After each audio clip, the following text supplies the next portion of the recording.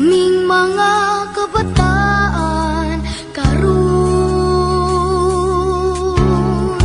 ayaw pasagding mawala. Kay ang mga kahilayang tanan